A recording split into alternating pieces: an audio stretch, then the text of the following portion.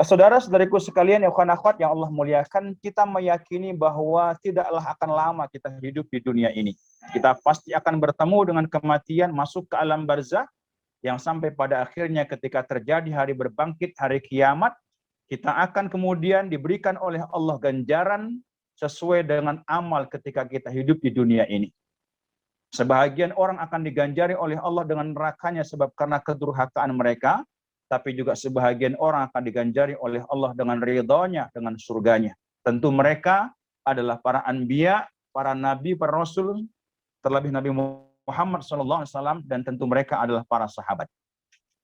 Maka Allah Subhanahu wa taala dalam ayat ini menyanjung tentang orang-orang yang pertama-tama masuk ke dalam Islam.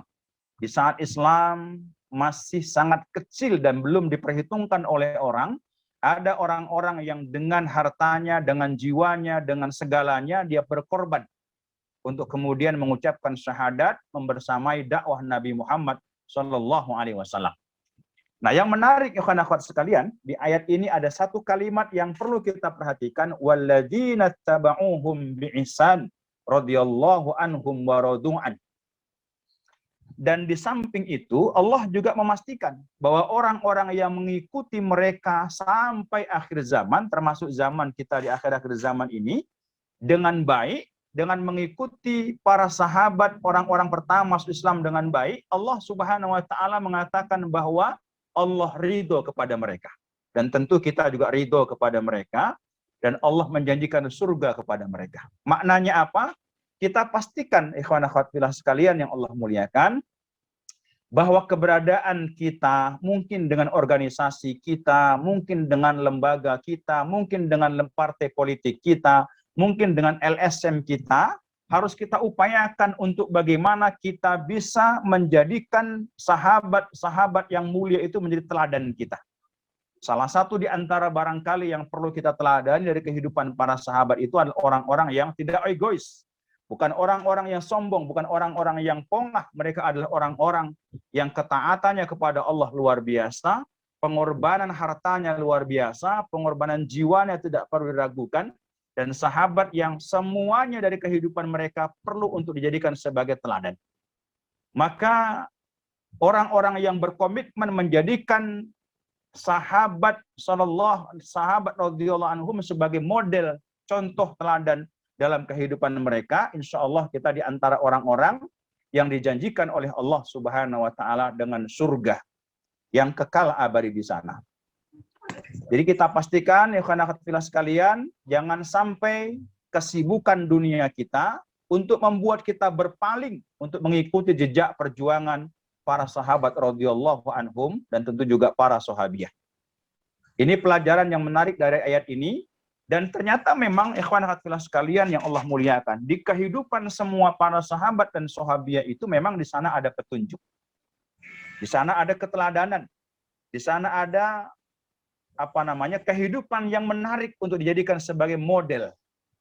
Ya, model kehidupan kita di akhir zaman ini. Karena mengapa kita harus mencontoh para sahabat? Karena orang-orang yang paling hebat, paling tepat, juga paling benar mencontoh Nabi Muhammad SAW adalah para sahabat. Maka di kehidupan para sahabat itu ada teladan, ada contoh, dan juga ada hidayah. Nah, dari sekian begitu banyak para sahabat yang bisa kita ambil pelajaran hidupnya, salah satu di antara yang cukup menarik, tentu sahabat semuanya menarik kehidupannya, untuk kita pelajari, untuk kemudian kita pahami, untuk kemudian kita camkan, untuk kemudian kita jadikan sebagai teladan dalam hidup kita. Salah satu di antara sahabat itu namanya adalah Sa'ad bin Abi Waqqas. Saudara-saudariku ikhwan akhwat yang dimuliakan Allah Subhanahu wa taala, saya menyadari sesadar-sadarnya bahwa tentu akan tidaklah jauh dari sempurna, dari ideal untuk menceritakan seorang Sa'ad bin Abi Waqqas yang sangat luar biasa karena keterbatasan ilmu yang saya miliki tentunya. Dan saya berharap antum-antuna semuanya tidak akan merasa puas dengan penyampaian saya hari ini, sehingga antum silahkan untuk merujuk membaca kitab para ulama yang menceritakan tentang kehebatan para sahabat, diantaranya adalah sahabat Sa'ad bin Abi Waqqas. Dan barangkali kalau kita yang tidak punya buku, mungkin di Google juga banyak bisa kita baca cerita sahabat yang satu ini. Tentu website dari saudara-saudara iman kita yang bisa kita percaya. Dan juga mungkin di Wikipedia juga ada. Dan mungkin salah satu di antara referensi atau buku yang bisa kita rujuk, kita baca mungkin buku ini ya. Buku yang dikarang oleh Syekh Khalid Muhammad Khalid. Malam ini, buku ini menjadi sumber utama saya untuk menyampaikan kisah dari seorang sahabat hebat, sahabat mulia Sa'ad bin Abi Waqqas. Ikhwan akhwat fillah sekalian yang dimuliakan Allah Subhanahu wa taala, memulai kisah ini saya akan memulai dari ketika Sa'ad bin Abi Waqqas diangkat sebagai panglima perang.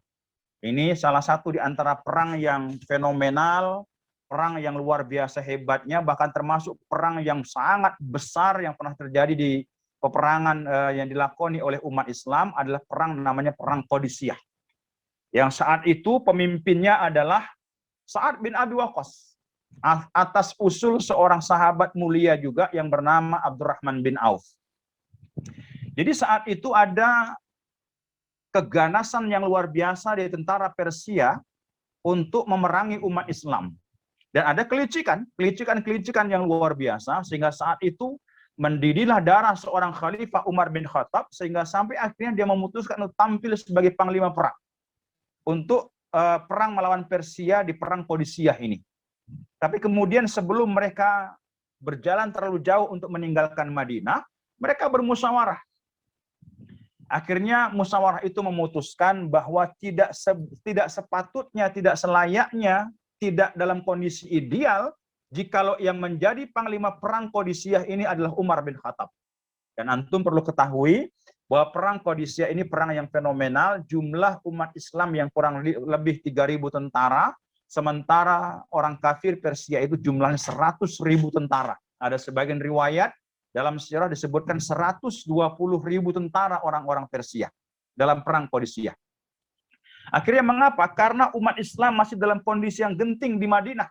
Sehingga kalau kemudian Umar bin Khattab tampil sebagai panglima perang, maka akan ada kekosongan kepemimpinan di Madinah saat itu. Sehingga saat itu musyawarah memutuskan untuk menyuruh Umar bin Khattab pulang ke Madinah. Nah, ini luar biasa ya.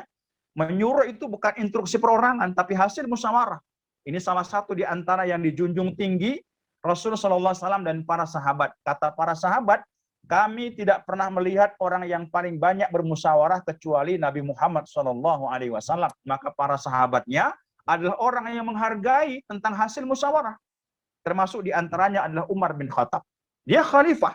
Tapi saat musyawarah memutuskan dia kembali ke Madinah untuk melanjutkan kepemimpinan di Madinah, yang maju perang yang jadi pemimpin jangan Umar bin Khattab, tapi selain Umar bin Khattab pun sami'na wa ata'na. Tentu tak terpikir bagi kita, Umar kan senang karena kemudian disuruh pulang karena tidak perang. Bukan itu. Demi Allah bukan itu. Sedikit pun dalam hati kita jangan terpikir karena itu. Tapi untuk kemaslahatan. Sehingga bermusyawarahlah mereka siapa panglima perang yang cocok untuk diangkat berperang melawan tentara Persia pada perang Qadisiyah itu. Sehingga musyawarah atas usul dari seorang Abdurrahman bin Auf, kemudian beliau mengatakan, saya, wahai khalifah, saya punya ide, saya punya usul. Saya sudah menemukan orang yang paling tepat untuk menjadi panglima perang kita. Siapa dia? Kata Umar bin Khattab, dia adalah singa yang menyembunyikan kukunya. Ya, salah satu di antara pemahaman ini, singa yang menyembunyikan kukunya ini, saat itu kan terkenal dengan orang yang pemberani, orang yang hebat berkuda, orang yang hebat memanah, orang yang hebat dalam pertempuran, tapi orangnya tawadhu sekali. Sehingga digelari oleh Abdurrahman bin Auf, seorang sahabat, seekor singa yang menyembunyikan kukunya. Umar penasaran, siapakah orang yang kau maksud? Orang yang aku maksud itu adalah Sa'ad bin Abi Waqqas. Kemudian, majulah 30.000 tentara pasukan muslim yang dipimpin oleh Sa'ad bin Abi Waqqas. Nah, ikhwan akhwat fillah sekalian yang dimuliakan Allah Subhanahu wa taala, ini pengantar, nanti akan saya detailkan sedikit masalah perang Qadisiyah pada akhir atau penutup pemaparan saya ini. Kemudian saya akan juga menyampaikan di sini berdasarkan dari sumber referensi yang saya baca, masuknya Islam seorang Sa'ad bin Abi Waqqas itu terjadi khilaf di kalangan para ahli sejarah. Ada sebahagian mereka yang mengatakan usianya 17 tahun, tapi juga ada yang mengatakan 20 tahun. Tapi dalam buku sirah Syekh Khalid Muhammad Khalid disebutkan bahwa Sa'ad bin Abi Waqqas itu masuk Islam mengucapkan syahadat pada saat usianya 17 tahun. Yuk kita bandingkan. Apa yang bisa dilakukan oleh anak-anak muda sekarang di usia 17 tahun. Bahkan saat itu ada seorang sahabat yang masuk Islam usianya belum genap 10 tahun, Ali bin Abi Thalib. Dan ternyata, ya ini berkahnya saya diminta untuk ngisi malam ini, jadi saya mengerti banyak beberapa sahabat, termasuk diantaranya adalah Arqam bin Abil Arqam, itu mengucapkan syahadat pada saat usianya 12 tahun. Dan rumahnya dijadikan sebagai base camp tempat Nabi untuk mentarbiyah, mendidik, membina para sahabat saat itu. Salah satunya adalah Sa'ad bin Abi Waqqas. Nah, saudara-saudariku, ikhwan akhwat yang dimuliakan Allah Subhanahu wa taala. Jadi kita ambil kesimpulan bahwa Sa'ad bin Abi Waqqas masuk Islam ketika usianya masih sangat muda belia, yaitu usianya 17 tahun. Ya, 17 itu luar biasa. Dan pengorbanan juga luar biasa. Kemudian di poin yang berikutnya saya juga menemukan dari kitab yang dikarang oleh Syekh Khalid Muhammad Khalid ini ada beberapa keistimewaan yang dimiliki oleh Sa'ad bin Abi Waqqas. Banyak keistimewaan. Tapi di antara yang disebutkan di sini adalah di dalam Islam, Sa'ad bin Abi Waqqas adalah orang yang pertama sekali dikenal sebagai orang yang memanah. Jadi orang yang pertama sekali berperang, melontarkan anak panah kepada musuh, namanya adalah Sa'ad bin Abi Waqqas. Jadi saya ulang, sebelum ada orang memanah untuk berperang melawan orang kafir dalam peperangan, maka orang pertama yang memanah dalam Islam itu adalah Sa'ad bin Abi Waqqas. Namun juga dalam sirah disebutkan Sa'ad bin Abi Waqqas juga inilah orang yang juga pertama terkena panah. Dan saking hebatnya sampai Rasulullah SAW itu pernah memuji tentang kehebatan seorang Sa'ad bin Abi Waqqas. Ya, sampai kata Rasulullah itu mendapat jaminan Rasulullah dengan kedua orang tuanya. Itu kalau orang Arab memuliakan itu sampai kemudian Rasul mengatakan, aku jamin engkau wahai Sa'ad bin Abi Waqqas dengan jaminan kedua orang tuaku. Jadi kemudian Sa'ad bin Abi Waqqas ini adalah orang yang di samping juga jago ke dalam bidikan memanah, dia juga orang yang dikenal sebagai yang lihai dalam menaiki kuda, juga seorang sahabat pasukan perang yang juga lihai dalam menggunakan tombak. Jadi disebutkan dalam sirah, Sa'ad bin Abi Waqqas ini kalau sudah melempar tombak tidak pernah meleset. Sa'ad bin Abi Waqqas ini kalau kemudian melontarkan anak panah tidak pernah meleset. Anak panahnya, tombaknya pasti akan mengenai sasarannya. Itu hebatnya. Ikhwan akhwat fillah sekalian yang dimuliakan Allah Subhanahu wa taala. Dan kemudian, nah ini hebatnya ini. Ini tentu menjadi contoh bagi kita, terkhusus para ikhwan ya. Yang laki-laki, bagaimana salah satu di antara kehidupan seorang Sa'ad yang perlu dicontoh itu adalah orang yang ternyata saat ini adalah seorang sahabat yang kaya. Bukan sekedar kaya, saya lebih suka menyebut dengan kaya raya. Artinya kekayaan hartanya dunia luar biasa. Tapi Sa'ad juga orang yang bukan diisi hatinya dengan mencintai harta terlalu berlebihan. Bahkan ketika Sa'ad bin Abi Waqqas, saat itu anaknya masih 1, sampai akhirnya kemudian dia memiliki anak lebih dari 3 ya. Sa'ad bin Abi Waqqas itu pernah berwasiat kepada Nabi Muhammad SAW, ya Rasulullah, hartaku banyak. Ya, hartaku banyak. Perlu dicatat, Sa'ad bin Abi Waqqas ini mendapatkan harta bukanlah kekayaan dari jabatannya. Beliau pernah menjabat 2 kali gubernur. Ya, dan saya memang tidak pernah menemukan di mana ada seorang sahabat yang kaya, yang banyak hartanya dari jabatan yang ada. Jadi antum sekalian kalau melihat ada orang, apalagi partai dakwah, apalagi orang yang mengaku sebagai aktivis dakwah menjadi pejabat, lantas mereka kaya dengan jabatan, itu perlu dikritisi. Sebagai cara kita untuk mengingatkan mereka, karena para sahabat tidak ada orang yang model seperti itu. Jadi murni para sahabat, orang-orang yang kaya, emang mereka adalah orang-orang yang sudah mendarah daging, berdagang atau berbisnis. Jadi alangkah baiknya jika salah satu yang kita contoh dari kehidupan sahabat di antara Sa'ad bin Abi Waqqas adalah jiwa berdagangnya. Memang kedua orang tuanya sudah kaya kian. Sehingga Sa'ad pun juga menjadi orang kaya, saudagar hebat yang juga luar biasa. Dan Sa'ad ini juga dikenal sebagai salah satu di antara sahabat yang dijamin oleh Allah masuk ke dalam surga. Dan kita tahu dari 10 sahabat yang dia masuk surga itu 9 mereka adalah kaya raya. Umar itu orang kaya, Abu Bakar kaya, Utsman kaya. Dari 10 sahabat, ya Sa'ad kaya, hanya Ali bin Abi Thalib yang dari sisi kehidupan dunia tidak seberuntung 9 sahabat yang lainnya. Tapi mereka semuanya adalah orang-orang yang tidak terlalaikan dengan kehidupan bisnisnya, kehidupan dunianya. Ini yang keren, ini yang hebat. Dan menjadi pelajaran bagi kita, kalau suatu saat antum menjadi orang kaya, atau hari ini di antara antum ada orang yang kaya, antum harus yakini bahwa harta titipan Allah yang harus kita gunakan untuk memperjuangkan kalimatullah. Dan ketika itu Sa'ad bin Abi Waqqas pernah berpesan, berwasiat kepada Rasulullah. Ya Rasulullah, bolehkah aku nanti kalau meninggal, aku akan berwasiatkan menginfakkan hartaku 2/3 dari semua hartaku. Rasulullah, jangan wahai Sa'ad. Bagaimana kalau setengah ya Rasulullah? Jangan wahai Sa'ad. Kemudian bagaimana kalau 1/3? Itu baru boleh.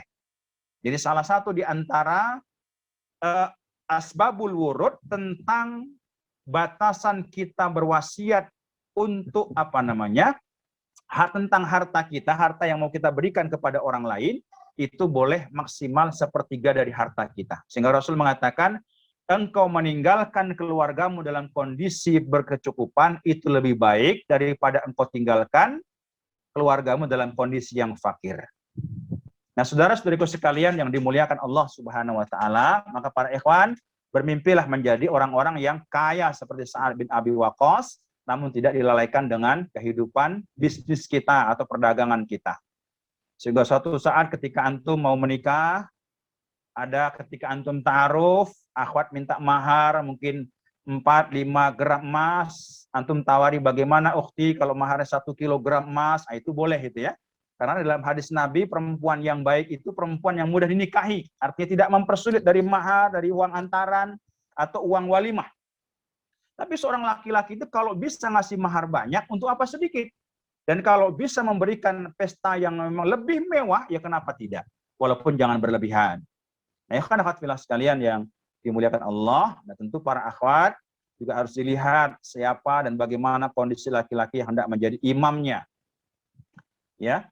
Kemudian Sa'ad bin Abi Waqqas itu dikenal seorang sahabat yang tadi saya katakan ya, pemberani, hebat dalam berkuda, memanah, menombak, keberaniannya nggak disangsikan oleh semua orang, itu luar biasa.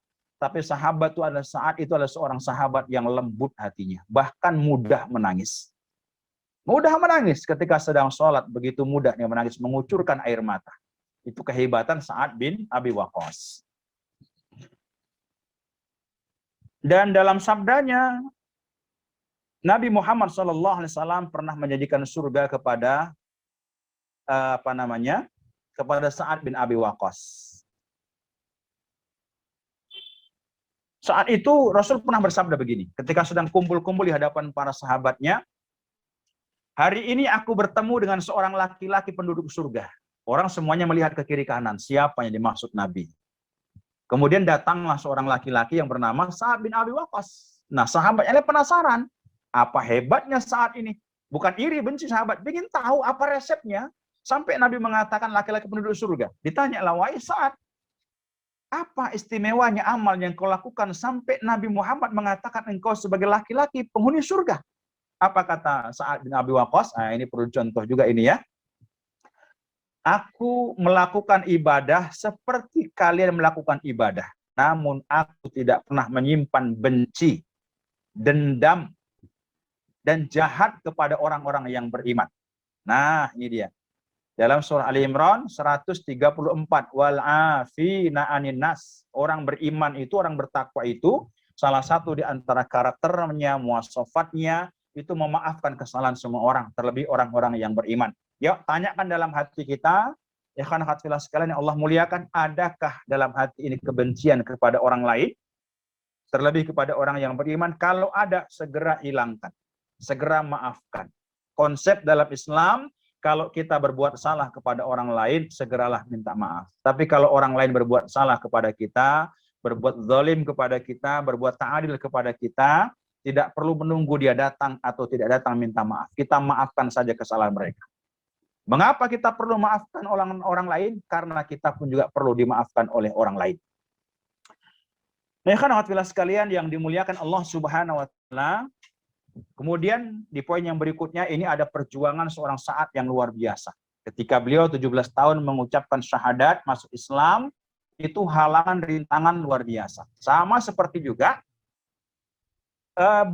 banyak para mu'alaf, orang-orang yang masuk ke dalam Islam itu dikucilkan, dimusuhi oleh keluarganya, dikucilkan oleh komunitasnya, dimusuhi oleh sukunya.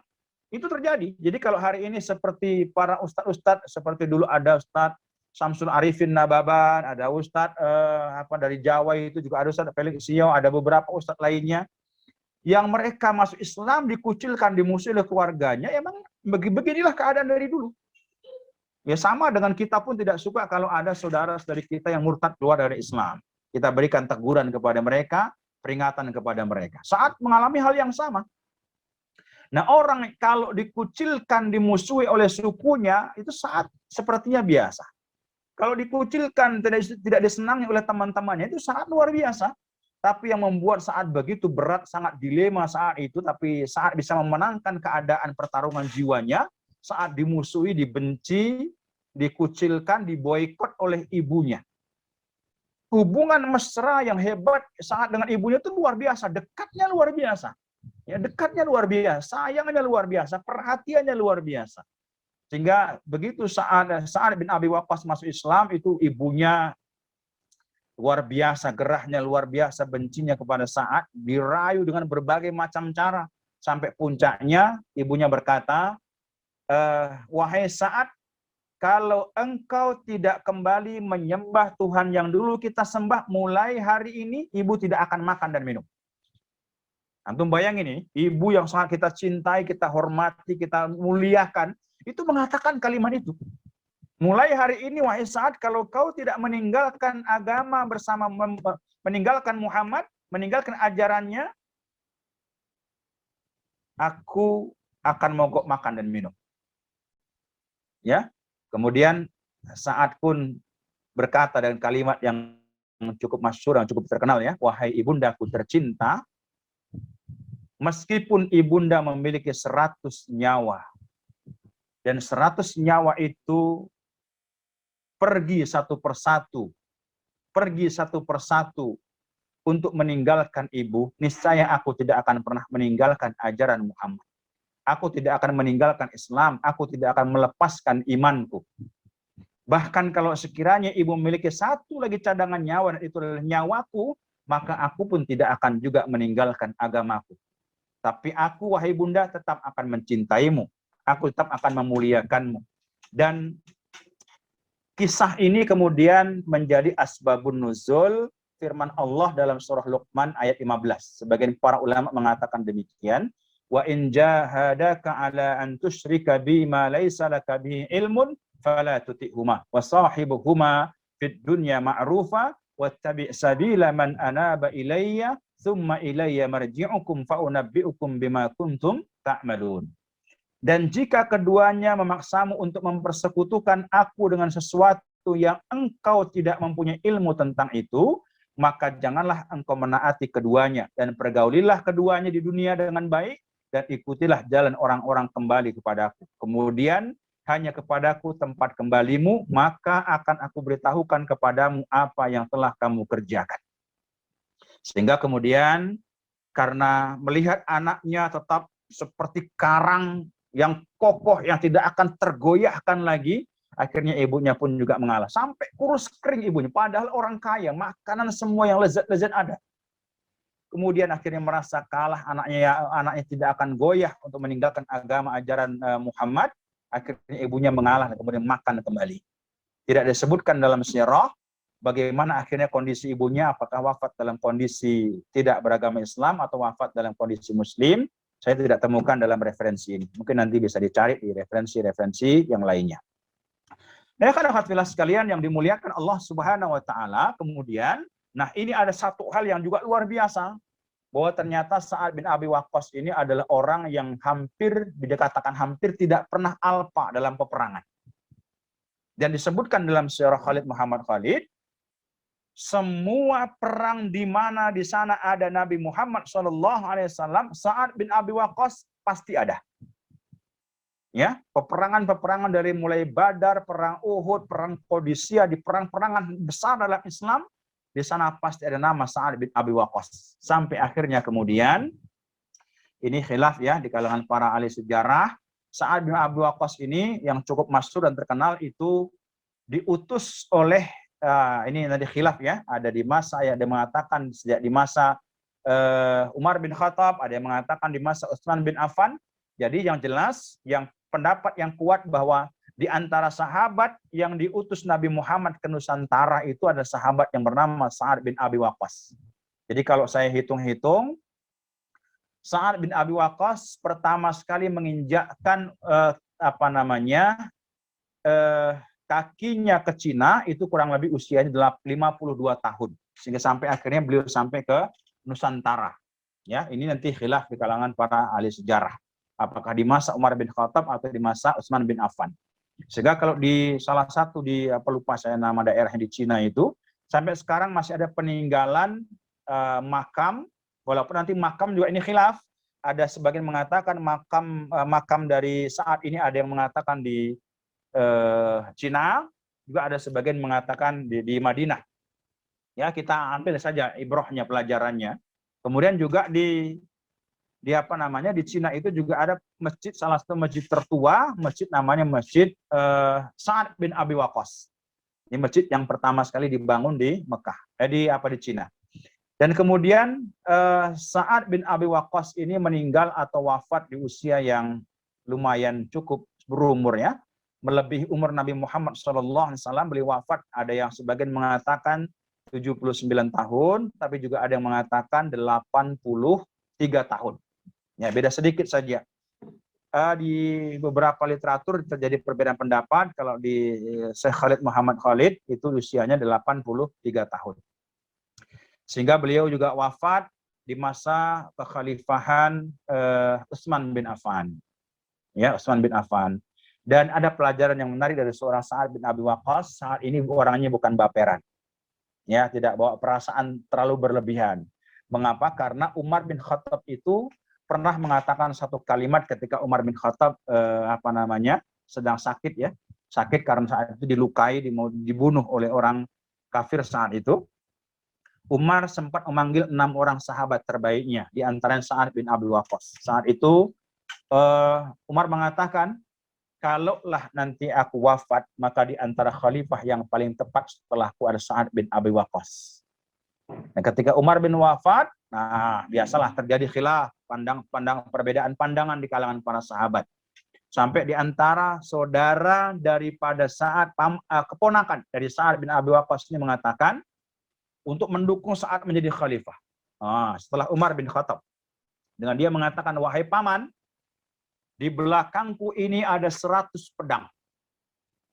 100 pedang ini maksudnya pedang yang ada pemegangnya, yang siap mendukung paman sebagai khalifah, begitu. Perhatikan jawaban seorang Sa'ad bin Abi Waqqas, dari 100 pedang itu, aku akan ambil 1 pedang saja. Dan jikalau 1 pedang ini aku tebaskan kepada orang-orang beriman, niscaya pedang itu akan tumpul. Maknanya apa? Tak mungkin bagi seorang Sa'ad untuk melukai, mencederai orang beriman. Tapi jikalau pedang itu aku tebaskan di lehernya orang-orang kafir, niscaya akan terpisah kepala dan badannya, kepala dan jasadnya. Akhirnya mengikuti alur yang ada, sehingga begitu Utsman bin Affan yang diangkat sebagai khalifah setelah Umar bin Khattab, jiwa seorang Sa'ad bin Abi Waqqas itu juga besar jiwa, legowo dan luar biasa, ya, luar biasa sekali.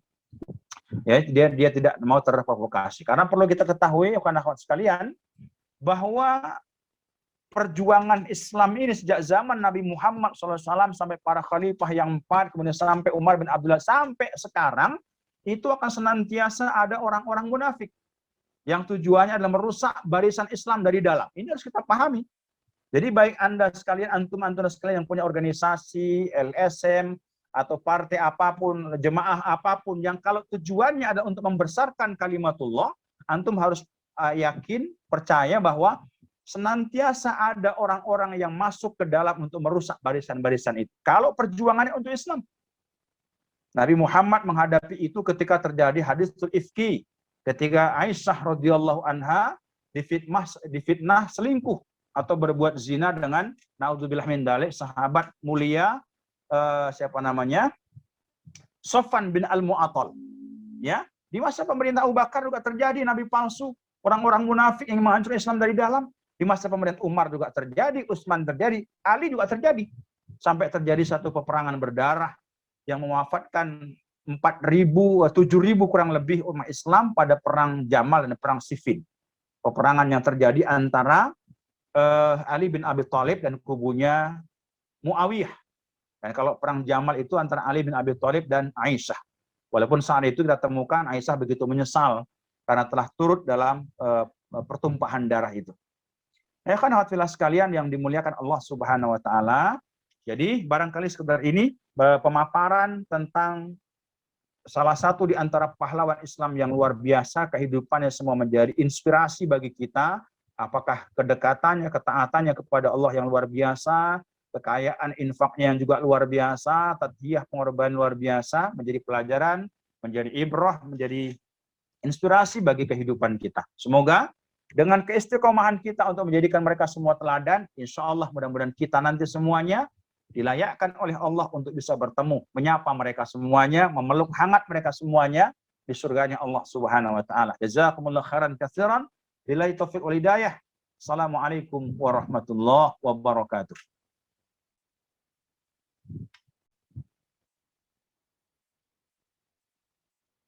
Waalaikumsalam warahmatullahi wabarakatuh. Jazakallah khair kepada Ustadz Muhammad Rafiq yang telah menyampaikan materi yang begitu luar biasa, yang insya Allah bisa kita ambil ibrohnya. Nah, kepada para jamaah, nanti kita akan kirim absensi di kolom chat, jadi mohon akan segera dikirimkan dan diisi. Dan juga jika ingin ada jamaah yang bertanya, silahkan kepada Ustadz dan juga jemaah bisa open mic atau bisa melalui kolom chat. Tafadhol, adakah yang ingin bertanya? Ini saya ada mendapat pertanyaan Ustadz. Ya. Di kolom chat. Bismillah.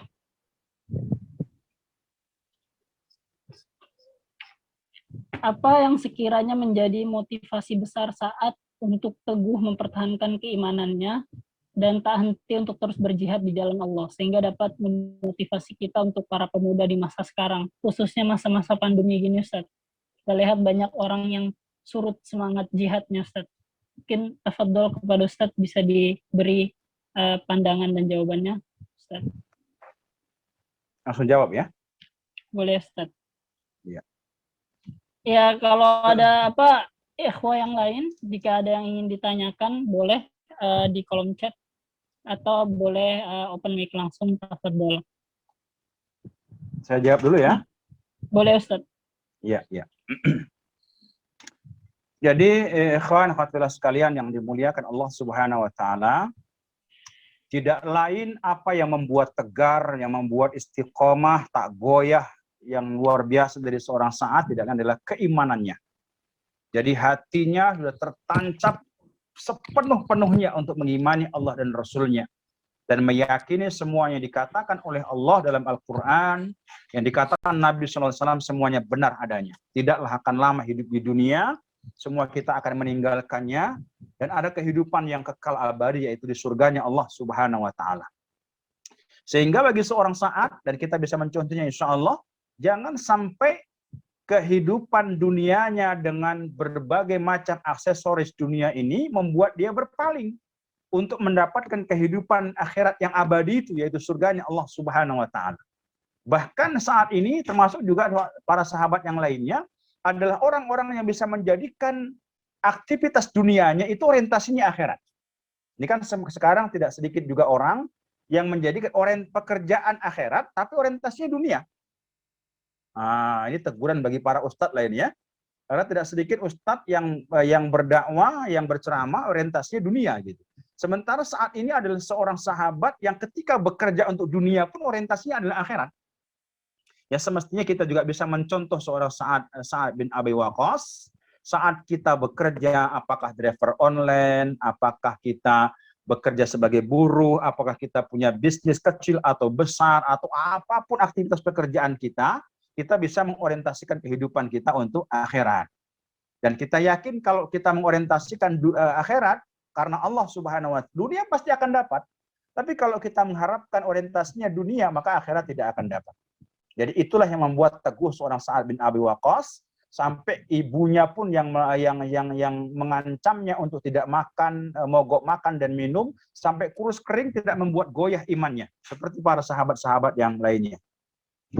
Jadi saya pesan kepada kita semuanya, apapun pekerjaan kita, profesi kita, jangan sampai membuat kita berpaling untuk mendapatkan ganjaran akhirat. Lihatlah kalau antum yang sudah usia mungkin 40 tahun ke atas, itu sudah mulai terasa kan, keriput-keriput di wajah, kemudian tangan, tenaga juga sudah mulai berkurang, engsel persendian kita juga sudah mulai terasa, ceklak-ceklok dan seterusnya gitu ya. Ini apa bertanda bahwa kita tidak akan lama lagi meninggalkan dunia ini.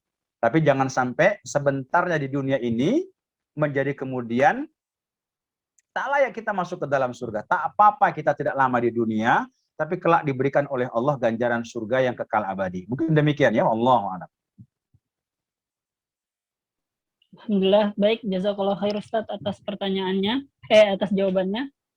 Untuk ikhwafillah sekalian, jika ada yang ingin bertanya masih dibuka, dan silahkan mengisi absensi melalui form yang ada di kolom chat. Ustadz, ini ada yang nitip pertanyaan, Ustadz. Ini tentang fenomena dakwah masa kini ya, Ustadz. Bagaimana menurut Ustadz terkait menjamahnya dakwah di platform-platform yang notabene itu sangat rawan, seperti aplikasi TokTok seperti itu, Ustadz, yang di dalamnya justru lebih banyak joget-joget dan sebagainya. Nah, itu bagaimana pandangan Ustadz ketika kita berdakwah di situ, dan bagaimana tipsnya agar kita bisa tetap istiqomah berdakwah di tempat-tempat yang seperti itu ataupun di tempat sejenisnya, Ustadz. Jazakallah khair. Tadi aplikasi apa tadi? Aplikasi TikTok, Ustadz. Jadi kayak aplikasi sejenis Instagram yang joget-joget itu, Ustadz. Nggak semuanya jogetnya. Saya kira di TokTok ada aplikasi baru gitu ya. Ya saya tidak tahu ini baik atau tidak ya. Kalau menurut saya sih baik ya. Sampai sekarang saya nggak pernah menginstal aplikasi TikTok itu ya. Karena memang saya perhatikan ya, pertama dari sisi dari sisi kelahirannya itu milik siapa, yang jelas milik orang-orang yang ya sepertinya punya konsentrasi untuk memusuhi perjuangan dakwah Islam yang rahmatan lil alamin ini, maka otomatis keuntungannya itu akan mereka gunakan untuk membesarkan upaya-upaya mereka itu. Dan saya melihat walaupun nanti kalau kita pelajari, Facebook juga punya siapa, Instagram juga punya siapa. Ya, kita seperti kata Rasulullah sallallahu alaihi wasallam, man tasabbaha biqaumin fahuwa minhum. Ya, barang siapa yang meniru, mengikuti, menjiplak kebiasaan orang kafir, itu ikut masuk dalam golongannya. Tapi bukan berarti yang dibuat oleh orang kafir itu tak boleh kita ikuti. Kalau sepanjang itu baik, boleh, manfaat untuk kita, untuk dakwah, untuk Islam, kita ikuti, kita ambil. Ya seperti tidak bisa dipungkiri perkembangan teknologi di Jepang, Amerika, dan kemudian juga Cina, itu bisa kita ikuti, ya kita bisa ambil manfaatnya. Tapi kalau jelas-jelas misal TikTok ini saya belum menemukan apa kira-kira manfaat yang tepat, yang baik, yang bisa kita gunakan untuk dakwah, saya belum menemukan itu. Atau mungkin juga bisa sebab karena saya tidak terlalu mempelajari tentang TikTok ya, karena saya merasa dengan aplikasi yang sekarang ada, semisal YouTube, kemudian Instagram, ya, kemudian Facebook, dan juga Twitter, itu sudah memadai untuk dakwah saya di sosial media. Jadi saya TikTok tidak menggunakannya itu. Ya, antum sendiri mungkin ya sudah lebih mengetahui tentang TikTok. Kalau antum merasa manfaatnya ada tapi sedikit, mudaratnya banyak, tinggalkan saja. Ya, tinggalkan saja. Ya, mungkin barangkali sekedar itu ya kalau untuk masalah ini, masalah TikTok. Dan mungkin antum lebih paham masalah TikTok. Allah a'lam. Baik, jazakallah khair Ustaz jawabannya. Mungkin dari Ikhwafillah ada yang mau bertanya lagi? Terakhir? Atau mungkin ada? Ini ada lagi nih pertanyaan Ustadz di kolom komentar.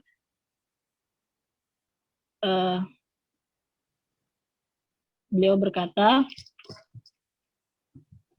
Ustadz, saya ingin bertanya, saya ingin tahu, beliau meminta maaf jikalau misalnya tadi sudah disampaikan namun mungkin belum jelas atau ingin lebih didetailkan tentang keluarga Sa'ad, Ustadz, tentang kisah Sa'ad bersama istri dan anak-anaknya dan pekerjaan yang dilakukan Sa'ad untuk menafkahi keluarga, Ustadz.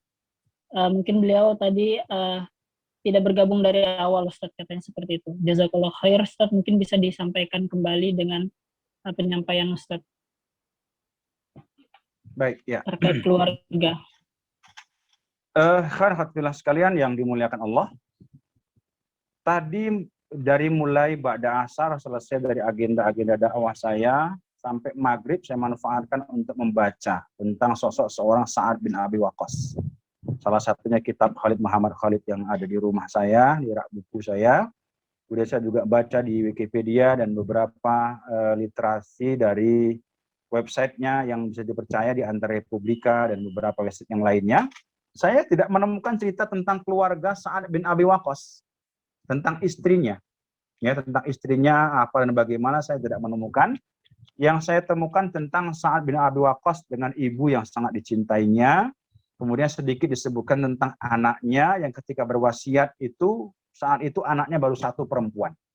Disebutkan tapi tidak terlalu jelas, sampai akhirnya Sa'ad itu memiliki anak lebih dari 3 orang. Anak Sa'ad bin Abi Waqqas.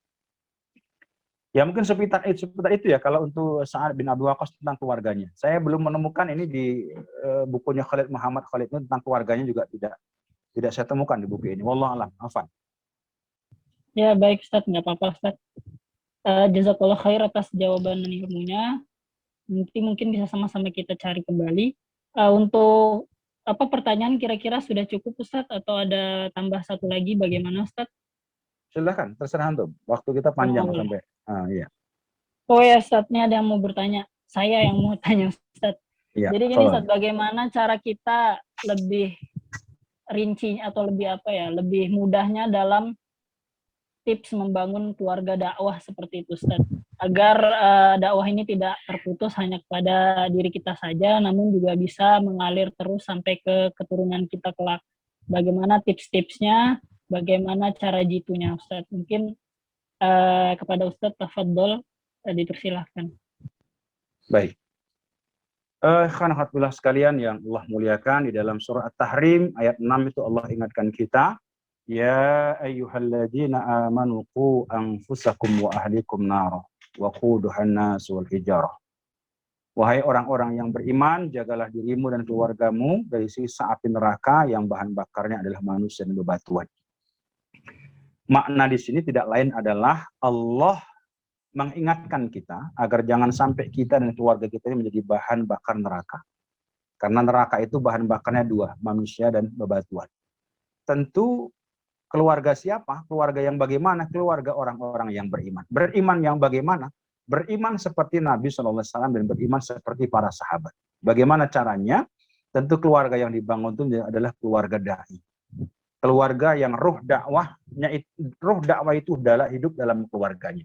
Tentu bagaimana caranya? Ya pertama, tanamkan dalam diri kita bahwa nahnu du'at qabla kulli syai'. Kita ini dai sebelum kita jadi apapun. Jadi kalau di antara antum ada hari jomblowati, pastikan bahwa sebelum antum menikah, antum pun sudah dai-nya Allah. Sehingga begitu antum mau menikah, antum juga akan cari seorang pasangan hidup yang dia juga dai-nya Allah Subhanahu wa taala. Begitu mereka nanti menikah, tentu otomatis yang akan terbangun adalah keluarga dai.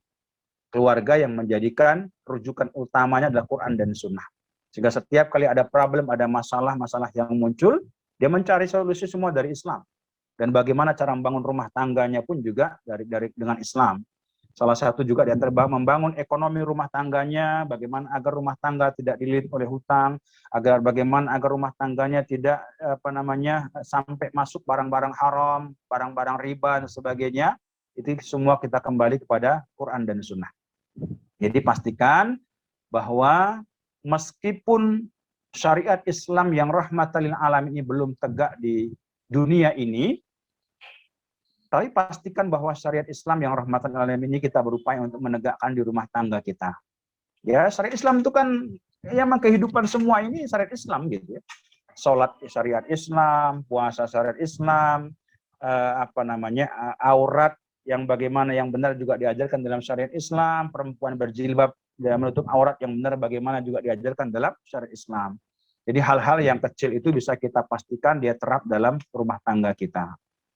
Dan dalam surah Fussilat ayat 30 Allah juga memberikan satu penghargaan bagi orang-orang yang istiqamah dengan Allah sebagai Rabb-nya dan dibuktikan dengan amal, maka Allah berjanji kepada mereka, wa absyiru bil jannati allati kuntum tu'adun. Bergembiralah kalian karena Allah berjanji surga untuk kalian. Mungkin demikian, wallahu a'lam.